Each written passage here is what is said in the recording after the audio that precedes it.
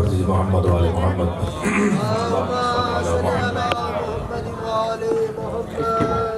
اعوذ باللہ السمیع العلیم من الشیطان اللعین الرجیم بسم اللہ الرحمن الرحیم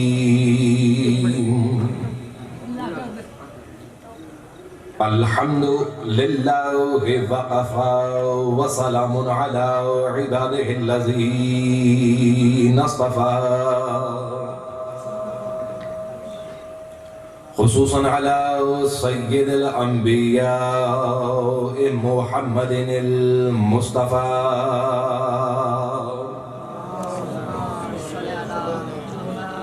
المرکب بالیاسین والطاہ وعلا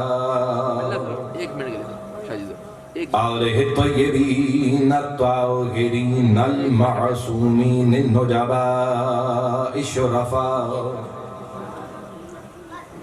الذی نذهب اللہ عنہم الرجس وطہرہم تطہیرا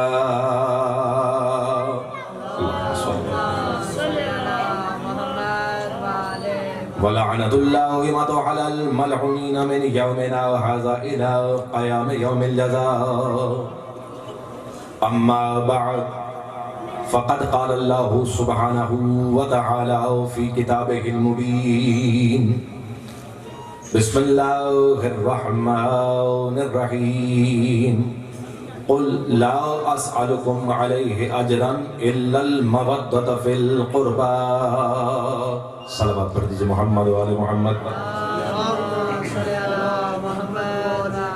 اب سب سے ملتمس ہوں کہ ایک مرتبہ سورہ فاتحہ و اخلاص جمیع مرحومین مومنین مومنات بالخصوص بانی فرش اعضاء کے مرحومین کے لیے اور دیکھیں جتنے بھی مومنین مومنات اس دار فانی سے انتقال کر گئے ہیں بسم اللہ الرحمن الرحیم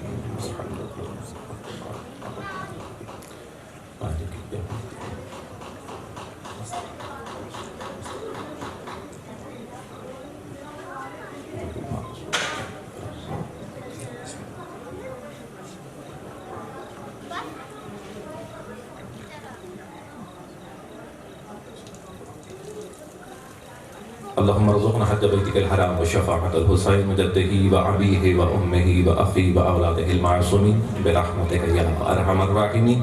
اس دعا کے ساتھ کہ مالک ہم سب کا یہاں مجتمع ہونا، ذکر کرنا، سننا اپنی بارگاہ میں مقبول و منظور فرمائے اور صاحبان کاوش کی اس کوشش کو اپنی بارگاہ میں قبول و منظور فرمائے، ان کے گزشتگان کے، ان کے مرحومین کے درجات کو عالی و متعالی فرمائے اور ہم سب کے بھی گناہان صغیرہ و کبیرہ کو معاف فرمائے اور جو بھی حاجات، جو بھی دعائیں آپ اپنے دلوں میں لیے ہوئے ہیں صدقہ محمد و آل محمد علیہ السلام کا، مالک سب کے دلی حوائج کو اپنی بارگاہ میں مقبول و منظور فرمائے۔ جو بے روزگار ہیں مالک ان کو برسر روزگار اور جو صاحب روزگار ہیں ان کے رزق میں وسعت عطا فرمائے، بیماروں کو مالک شفائے کامل و عاجل عطا فرمائے، ہمارے دلوں کو ولائے محمد و آل محمد سے بھرپور فرمائے اور حقیقی معنوں میں شیعہ اسناشر، صحیح معنوں میں منتظر امام علیہ السلام بننے کی توفیق عطا فرمائے اور سب دعاؤں کی دعا جو ہماری دعاؤں کی قبولیت کی شرط ہے کہ مالک ہمارے وارث حقیقی کے ظہور میں تعجیل فرمائے۔ ان سب دعاؤں کی مقبولیت کے لیے بھی ایک دفعہ کوشش کیجئے مل کر بلند آواز میں صلوات بر محمد و آل محمد۔ سادات عزیز مومنین کرام، یقیناً بہت بڑی تاریخ جس سے آپ گزر رہے ہیں 28 رجب، اگر اسلامک اس کے حساب سے دیکھیں تو ظاہر ہے 29 کی شب شروع ہو چکی ہے، لیکن تاریخ میں، یہ تاریخ کی کتابوں میں آج کے دن اور یہ تاریخ بہت اہمیت کی حامل ہے، چونکہ ہم متمسک ہیں ان ہستیوں سے، اس گھرانے سے، تو یقیناً ہم جانتے ہیں کہ اس تاریخ کے کیا معنی ہے، اس کے اندر کیا راز ہیں، اس کی خصوصیت کیا ہے اور اس سے کیسے درس لینا ہے، سیکھنا کیسے ہے اس تاریخ سے، اور اسی کا سہارا لیتے ہوئے ہم چاہتے ہیں کہ یہ پیغام دنیا میں ہر جگہ پہنچے۔ کیوں کہ میں اپنے بیان کو بالکل آغاز کر رہا ہوں بڑی ہی مختصر سی اس وقت کے اندر میں نے اپنے نوجوان کو کچھ نہ کچھ پہنچانا۔ میں آج کے اتنے مختصر سے اپنے بیان کو 3 چیزوں کے اوپر رکھ رہا ہوں: عقل، انسان اور حسین. 3 چیزیں: عقل، انسان اور حسین. مالک کی تمام بڑی نعمتوں میں سے میں پہلے بھی تذکرہ کرتے رہتا ہوں، سب سے بڑی جو اس کی نعمت ہے جو اس نے انسان کو عطا کی وہ عقل ہے. جب یہ آدمی تک پہنچتی ہے تو وہ آدمی سے انسان بنتا ہے، اور جب وہ انسان بنتا ہے تو پھر بس اس کے بیدار ہونے کی دیر ہے، وہ حسین سے ملتا ہے. سمجھ آئیے بات؟ عقل ملی، آدمی سے انسان بنا. انسان جب بنتا ہے تو پھر بیدار ہو. انسان کو بیدار تو ہو لینے دو، ہر قوم پکارے گی ہمارے ہیں حسین. یعنی عقل کے بعد دوسری انسان بننا. اور اب یقیناً آپ دیکھتے ہیں دنیا کے اندر ایسا نہیں ہے کہ لوگ عقل کا صحیح استعمال نہیں کر رہے یا عقل والے نہیں ہیں یا ہم ان کو انسان نہیں کہہ سکتے. ہیں لوگ ایسے بھی پھر رہے ہیں، دیکھ رہے ہیں آپ بھی اور میں بھی. دنیا جو اس وقت کیا کہنا چاہیے کہ ہر روز ایک نیا تجربہ اور ہر ایک نئی چیز آپ کے سامنے آ رہی ہے.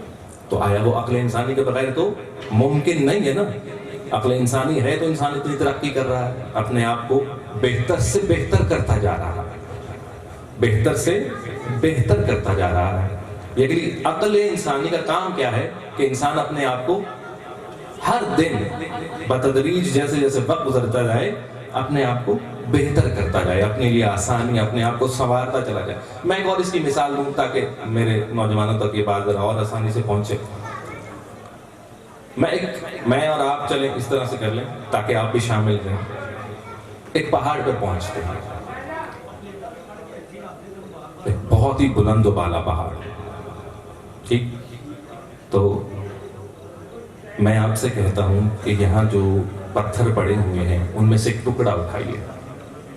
وہ تقریباً 10 یا 20 کلو کا ایک ٹکڑا آپ اٹھا لیتے ہیں. تو میں آپ سے یہ سوال کروں گا کہ آپ بتا سکتے ہیں کہ اس کی قیمت کیا ہوگی، یہ جو بھی آپ نے پتھر کا ٹکڑا اٹھایا ہے جو 15 سے 20 کلو کا؟ تو یقیناً آپ کا جواب ہوگا کہ اتنے بڑے پہاڑ کے سامنے اس ٹکڑے کی کوئی وقت نہیں ہے، اس کی کوئی اتنی اہمیت نہیں ہے، اس کے کوئی اتنے پیسے نہیں ہیں. تو میں اگر کہوں کہ آپ فرض کریں کہ چلیں پھر بھی کچھ نہ کچھ اس کی قیمت لگائیں، تو جیسا آج کل کا دور ہے تو آپ کہیں گے کہ اس پہاڑ کے مقابلے میں یہ جو 10-20 کلو کا پتھر ہم نے اٹھایا ہوا ہے اس کی قیمت 5 روپے. اچھا چلیں ٹھیک ہے، مان لیے 5 روپے. تو اگر یہ میں لے جاؤں یہاں سے اٹھا کر تو یقیناً آپ کہیں گے کہ نقی صاحب جو اٹھانے والا ہے نا، جس کو آپ بلائیں گے کہ وہ یہاں سے اٹھا کر اس کو آپ کے ساتھ لے کر جائے، آپ کو اس پتھر سے زیادہ اس کو قیمت ادا کرنی پڑے گی. یہ پتھر اتنا قیمتی نہیں ہے، اس کی اتنی قیمت نہیں ہے، لیکن یہ جو اٹھا کر لے کر جائے گا نا، جس نے اس کو منزل تک پہنچانا ہے، وہ اس سے کہیں زیادہ پیسے مانگ لے گا. اس سے کہتے چلے ٹھیک ہے کوئی بات نہیں، مان لیتے ہیں کہ اس پتھر کو اٹھانے والے کو میں 100 روپیہ دیتا ہوں. 5 روپے کا وہ پتھر اور اس کو اٹھانے والے کو میں 100 روپیہ دیتا ہوں اور میں اس کو ایک جگہ پہنچاتا ہوں. اب یہاں تک ہر کوئی یہی سوچ رہا ہے کہ نقی صاحب نے کوئی عقل والا کام نہیں کیا. ایسے ہی ہے کہ ایک 5 روپے کی چیز کو اس کی منزل تک اپنی جگہ پر جہاں پہ میں چاہتا ہوں پہنچانے کے لیے میں نے 100 روپے خرچ کر دیا. خیر اس جگہ پر پہنچایا، وہاں پر ایک انسان کھڑا ہے، میں اس کے حوالے کرتا ہوں، میں اس کے حوالے کرتا ہوں. اب وہ انسان جس کے پاس وہ 5 روپے کا پتھر جس کو 100 روپے میں اٹھا کے لایا ہوں دیے ہیں اس کو، جیسے ہی میں اس کو دیتا ہوں وہ اپنے اوزار اٹھاتا ہے اور اس پتھر پر ٹھوکریں مارنی شروع کر دیتا ہے، کبھی کسی جگہ سے کبھی کسی جگہ پہ. تو عقل انسانی کہتی کہ ظاہر ہے اس کو اس پتھر سے پیار نہیں ہے. اگر اس کو واقعی اس پتھر سے پیار ہوتا تو اس کو چوٹ کیوں پہنچاتا؟ کبھی کسی جگہ پر چوٹ مارتا ہے، کبھی کسی جگہ پر ہتھوڑی مارتا ہے، کبھی کسی جگہ پر وہ کاٹتا جا رہا ہے، اس کو توڑتا جا رہا ہے. خیر میں اس کے پاس چھوڑ کے چلا گیا. ایک ہفتہ میں نے انتظار کیا. اب جب میں واپس وہاں پر پہنچا تو وہ جو پتھر میں اس کو دے کے آیا تھا، اب مجھے وہ اپنا ہی پتھر دکھائی نہیں دے رہا. اب وہ مجھے پتھر دکھائی نہیں دے رہا. اب مجھے وہاں پر کیا دکھائی دے رہا ہے کہ ایک بہت خوبصورت سی شکل بن چکی ہے، ایک بہت خوبصورت سا، ٹھیک ہے، وہ شکل بنا چکا ہے اور اس کو دیکھنے کو بار بار دل کرتا ہے. کہتے ہیں وہ میں آتا ہوں نقی صاحب، جو چیز آپ نے دی تھی وہ تیار، میں وہاں سے اٹھاتا ہوں. اب میں اس کو اس کی اصل جگہ پر لے کر جاتا ہوں، اس بازار میں لے کر جاتا ہوں کہ جہاں مجھے پتا ہے کہ اب اس کی قیمت کیا لگے گی. اب جیسے ہی میں اس بازار میں پہنچا اور اس شخص کے پاس جو اس چیز کا شناس تھا، جو علم رکھتا تھا، جس کا وقت ان چیزوں میں گزرا تھا، اور میں جیسے ہی لے کر پہنچتا ہوں اور میں اس سے سوال کرتا ہوں کہ جناب اب بتائیے اس کی قیمت کیا ہے، تب وہ کہتا ہے کہ نقی صاحب اب اس کی قیمت روپوں میں نہیں، ہم ڈالرز کے اندر طے کریں گے، ڈالرز کے اندر طے کریں گے. تو وہ پتھر جو 5 روپے میں اٹھا کر لایا اور اس نے وہ جو مشقتیں اور تکلیفیں سہی اور وہ خوبصورت سے خوبصورت ہوتا گیا، تو جب تک وہ صحیح ہاتھوں میں نہیں پہنچتا اس کی صحیح قیمت نہیں لگتی. انسان اپنے عقل کو استعمال کر رہا ہے، بہتر سے بہتر کر رہا ہے، لیکن جب تک اپنے آپ کو اس مقام تک نہیں پہنچائے گا کہ جو اس کی صحیح قیمت لگا سکتے ہیں، اس کا مطلب ہے اس نے اپنی عقل کا صحیح استعمال ہی نہیں کیا. مقصد یہ ہے عقل کا کہ عقل کو استعمال کر کے اس جگہ پر پہنچے کہ جہاں آپ کی صحیح قیمت لگتی ہے. تو یہ خوش نصیبی ہے ہماری کہ ہم تو پہلے ہی جڑے ہوئے ہیں. پیغام دنیا کو یہ دے رہے ہیں کہ محمد والے محمد کے علاوہ کوئی ایسی جگہ نہیں ہے کہ جہاں انسان کی صحیح قیمت لگ سکے.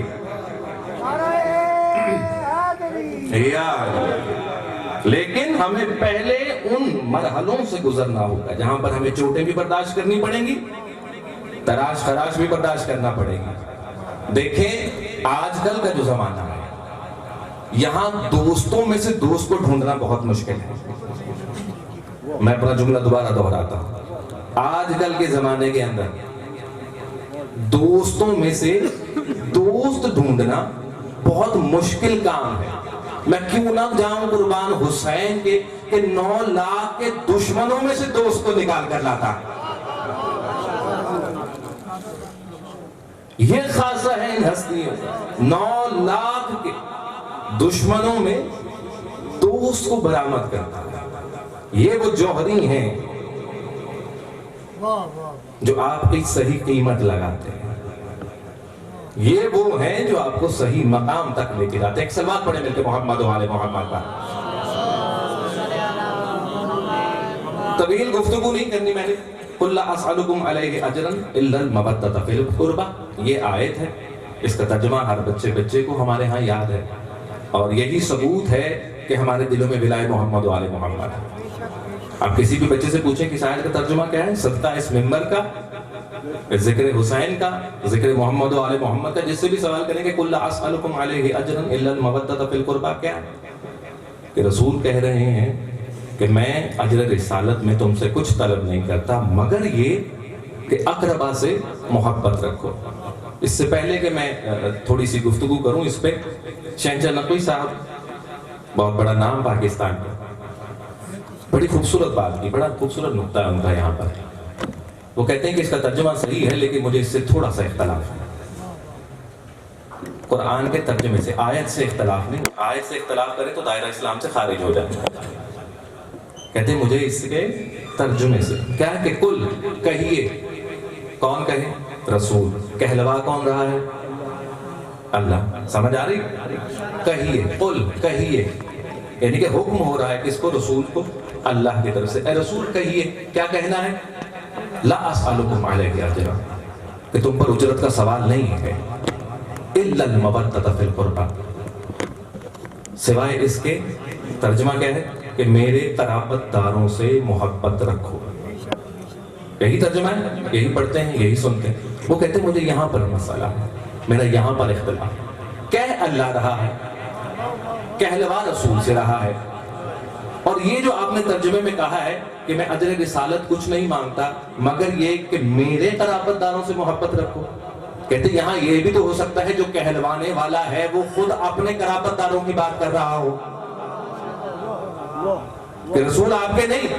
کیوں کہ اگر دنیاوی نظر سے دیکھیں گے تو اقربا کے ساتھ یا قربت کے ساتھ کئی لوگ جڑ جائیں گے, لیکن جب یہ ہوگا کہ اللہ یہ کہہ رہا ہے رسول سے کہ رسول کہہ دو کہ میں تم سے کار رسالت کے اجر میں کچھ نہیں مانگ رہا, لیکن یہ تمہارے نہیں میرے اقربا سے محبت رکھو. اب رسول یہ بتا رہے ہیں میرے نہیں اللہ کے اقربا کون کون ہیں, یہ بتا رہے ہیں. اور اس کی ایک چھوٹی سی دلیل 28 رجب کے حوالے سے کہ یہی وہ ہستی کہ جس کے بارے میں رسول فرما رہے ہیں الحسین منی وانا من الحسین, حسین مجھ سے میں حسین سے. اقربا ذہن میں ہو. اور اس کے بعد حدیث آگے بڑھتی اے خدا جو حسین سے محبت کرے اس سے محبت کر. من احب الحسین احبنی, جو حسین سے محبت کرے اس سے تو محبت کر. اب کئی لوگ کہتے ہیں کہ یہ ایک دعائیہ جملہ ہے. حدیث کا یہ جو ٹکڑا ہے کہ پہلا یہ کہ الحسین منی وانا من الحسین, اس کے بعد کا جو ٹکڑا ہے وہ دعائیہ ٹکڑا ہے کہ رسول دعا کر رہے ہیں. چلے مان لیا کہ رسول دعا کر رہے ہیں, تو پھر آپ یہ بھی تو دیکھیں کہ دعا کر ہو رہا ہے اور کس کے لیے کر رہا ہے. دیکھیں میں اور آپ دعا کریں تو شک ہیں بہت سے کہ پتہ نہیں قبول ہو نہ ہو. کون کر رہا ہے دعا؟ رسول اعظم. کس کے لیے؟ حسین کے لیے. کیسے ممکن ہے کہ حسین کے لیے رسول کے ہاتھ بلند ہوں اللہ اس دعا کو قبول نہ کرے؟ تو الحسین منی وانا من الحسین, جو حسین سے محبت رکھتا ہے اے اللہ اس سے محبت رکھتا. یہ ہے اس آیت کے ساتھ میں نے جوڑا, اور اسی آیت کے ساتھ اس حدیث کو جوڑ کر میں سیدھا آپ کو لے کے جا رہا ہوں 28 رجب کے اوپر. لیکن اس سے چند دن پہلے کہ جب بلایا گیا, کس نے بلایا امام حسین کو؟ والی مدینہ نے بلایا. بلایا کہ نہیں بلایا؟ بلایا. تاریخ کی کتابیں بھری پڑی. والی مدینہ اس وقت کون ہے؟ ولید ہے. ولید پیغام پہنچاتا ہے, پیغام پہنچتا ہے امام حسین تک, اور حسین گھر سے نکلتے ہیں. اب ذہن میں رہے کہ ولید والی مدینہ, ٹھیک ہے, پیغام کس کو پہنچا رہا ہے؟ حسین کو نہیں, رسول کے نواسے کو. کیونکہ ولید جانتا ہے, ولید کو پتا ہے نا کہ جس کو بلایا جا رہا ہے یہ کون ہے, یہ کون ہستی ہے. تو ذہن میں رہے کس کو؟ نواسہ رسول کو. اور حسین گھر سے نکلتے ہیں. ذرا سا یہاں پر ٹھہریے اور سوچئے, کیا حسین نہیں کہہ سکتے کہ میں نہیں آتا؟ جعفر صاحب یہ جواب دیا جا سکتا ہے. راز صاحب بالکل, یہ جو مرتبہ حسین کا ہے اس کو ولید بھی مانتا ہے, یہی نواسہ رسول ہے. لیکن حسین منع نہیں کر رہے. راز کیا ہے کہ کہیں بعد میں ایسا نہ ہو کہ یہ جو ہونے والی جنگ ہے یہ حسین کی اس بات پر کہ حسین کو بلایا تھا, حسین گئی نہیں تھے, اس لیے ان سے جنگ ہوگی. حسین نہیں چاہتے تھے کہ جنگ کا آغاز میری طرف سے ہو. موقع نہیں دے رہا ہے میرا مولا. یہاں پر سمجھنا ہے حسین کی ذات کو, کچھ کوشش کرنی ہے, صرف یہ واقعے کے طور پر نہیں لینا اس کو. کیا کہ پہنچے, انکار نہیں کیا, گئے. اور کس کو ساتھ لے کر گئے؟ 18 جوانان بنی ہاشم. کوئی بھی باہر کا نہیں ہے, سب کے سب اپنے خاندان کے لیے. اور حکم کیا دے کے جا رہے ہیں؟ دیکھیں اندر کوئی نہیں جائے گا, میں باہر کھڑا, باقی سب باہر ہیں, اندر جب تک میری آواز بلند نہ ہو. قبلہ ہیں، ایک بلند صلوات پڑھ لیجیے محمد و آل محمد. زحمت نہ سمجھے تو ایک مرتبہ کریں. ٹھیک. بس میں بالکل مختصر کر کے میں بالکل بیچ میں سے ہٹ رہا ہوں. آپ اکثر مجھے سماعت کرتے رہتے ہیں، آپ کی بڑی مہربانی، بڑی نوازش. میں بالکل بھرپور وقت بھی دوں گا، موقع بھی دوں گا کہ آپ قبلہ کی گفتگو کو سماعت کریں. ٹھیک ہے. پہنچے، اندر گئے، وہ سارا واقعہ میں بالکل کلوز کر رہا ہوں اس چیز کو. آپ یقیناً قبلہ سے سنیں گے یہ سارے واقعے کو. حسین سے جب بیعت کا مطالبہ کیا گیا تو حسین نے ولید کو ایک جواب دیا کہ ولید کہ بیعت صرف میرے لیے ہے کہ باقی سب کے لیے بھی یہی آئے؟ وہ کہتے یہ تو سب کے، پورے مدینے کے. تو حسین کہتے کہ تو ٹھیک ہے، انکار نہیں کر رہا حسین. حسین کہتا ٹھیک ہے، صبح مسجد نبوی میں سارے مسلمانوں کو جمع کرو، وہاں بیعت کا سوال کرو، وہاں جواب دوں گا کہ آیا میں بیعت کے قابل ہوں کہ جس کا حکم تم سنا رہے ہو وہ بیعت کے قابل ہے. تو ولید چونکہ جانتا تھا، اس نے کہا بالکل ٹھیک. وہاں پر ایک اور شخصیت ہے، اس نے تیش دلایا کس کو؟ ولید کو، کہ موقع اچھا ہے کیونکہ حکم تو یہی آیا نا کہ بیعت لو، اگر نہیں دیتے تو سر کاٹ دو. تو اب اگر حسین نکلتا ہے تو پھر یہ ہاتھ نہیں آئے گا. وہاں پر حسین نے ایک جملہ کہا، جب یہ حسین کے کانوں تک آواز پہنچی نا کہ ابھی موقع ہے پکڑ لو. اگر حسین خیمے سے باہر گئے تو پھر گئے، پھر ہم حسین کو قابو نہیں کر سکتے. تو وہاں پر جلال آیا ہے میرے مولا. وہاں مڑ کر کیا جملہ کہا ہے جو آپ سب کو یاد ہے کہ مجھ جیسا اس جیسے کی بیعت نہیں کرے گا.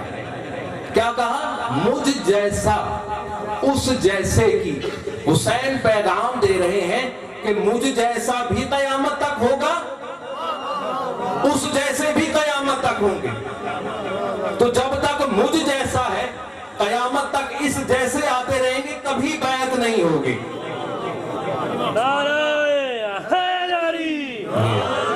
اور مجھ جیسا سے مراد کیا ہے؟ حسین کا مطلب، حسین کیا کہنا چاہتے ہیں؟ مجھ جیسا. ولید جانتا ہے نا حسین کو. مجھ جیسے سے مراد یہ کہ الحسین منی و انا من الحسین. مجھ جیسا یعنی جو محمد میں سے ہے.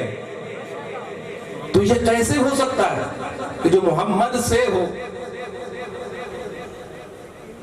وہ اس سے؟ دیکھیں اب بات بڑی دور تک جائے گی، میں اس طرف لے کے نہیں جانا چاہتی.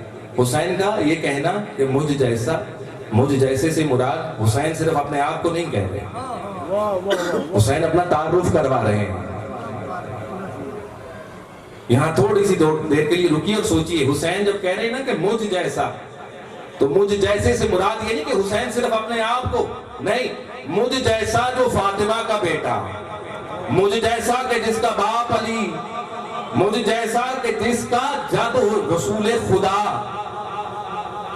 یہ تعارف دے رہے ہیں حسین. اب دوسری طرف چلے گئے، تجھ جیسا، تجھ جیسا. اب یہ بھی سلسلہ چلے گا تاکہ تعارف ہوتا رہے کہ کسی بھی موقع پر مجھ جیسا. حسین سے پہلے بھی اگر کبھی یہ دور آیا تو کسی نے بیعت کی تو اس نے غلط کی، اور مجھ جیسا بعد میں بھی آئے گا. اور تجھ جیسے کسی نے بیعت طلب کی تو وہ نہیں ہوگی. حسین نے لفظ بیعت کا معنی و مفہوم بدل کر رکھ دیا. اور ان لوگوں کی جرت کو کہ جنہوں نے یہ سوال اٹھایا کبھی معصومین کے سامنے کہ بیعت کریں، آپ تاریخ اٹھا کر دیکھ لیں کہ حسین نے تو بیعت نہیں کی. کیا سید سجاد نے بیعت کر لی؟ وہ تو گرفتار ہے، پابند رسم ہے. چلیں وہ تو پھر وقت کا امام ہے. کیا کسی اور اس وقت سب سے چھوٹا رسالہ محمد کے گھرانے میں سے سب سے چھوٹا سن کس کا ہے؟ بی بی سکینہ سلام اللہ علیہ. کیا یزید اس بی بی سے بھی بیعت لے سکا؟ نہیں لے سکتا تھا، کیونکہ اس کو پتا ہے کہ یہ جملہ جو حسین نے کہا ہے کہ مجھ جیسا، تو یہاں عمر کی قید نہیں ہے، اس گھرانے کا 6 ماہ کا بھی، اور اگر کوئی بوڑھا ہے تو بھی اس کا عزم وہی ہے، حقیقت وہی ہے جو حسین کی ہے. بس میرے عزیزوں، میں آپ کی زحمتوں کو تمام کروں. مسائب بھی آپ قبلہ سے سنیں گے، گریہ کریں گے.